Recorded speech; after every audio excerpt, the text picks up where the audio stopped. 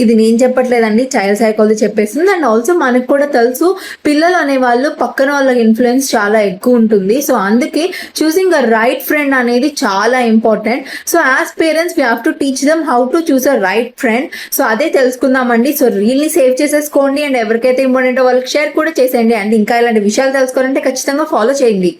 First thing, మీరు మీ పిల్లల్ని అడగండి, నాన్న నువ్వు ఈ ఫ్రెండ్స్తో ఉన్నప్పుడు నువ్వు ఎలా ఫీల్ అవుతున్నావు? Are you feeling respected?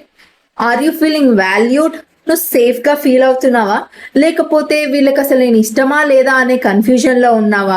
లేదా ఎప్పుడైనా డిస్రెస్పెక్ట్ఫుల్గా ఫీల్ అయ్యావా? లేదా నీకు అసలు వాళ్ళు వాల్యూ ఇస్తున్నారా లేదా, నీ మాట వింటున్నారా లేదా అనే కన్ఫ్యూజన్ కూడా నీలో ఉందా?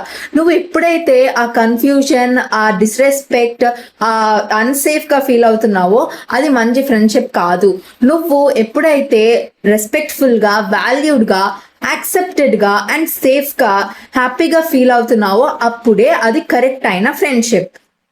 సెకండ్ థింగ్, నువ్వు ఎప్పుడైనా నో చెప్పినప్పుడు నీ ఫ్రెండ్స్ ఎలా రియాక్ట్ అవుతున్నారు? నీ నోని యాక్సెప్ట్ చేస్తున్నారా లేదా? యాక్సెప్ట్ చేస్తే వాళ్ళు నీకు కరెక్ట్ ఫ్రెండ్స్.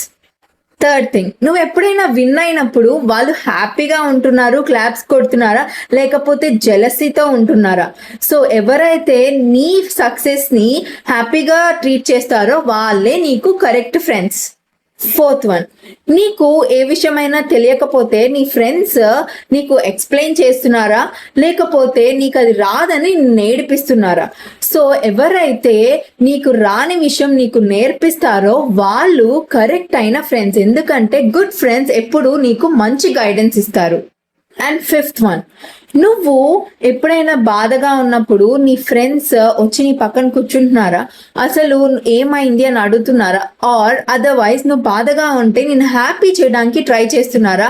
రా పద ఆడుకుందామని అడుగుతున్నారా, లేదా నిన్ను అంతే వదిలేస్తున్నారా?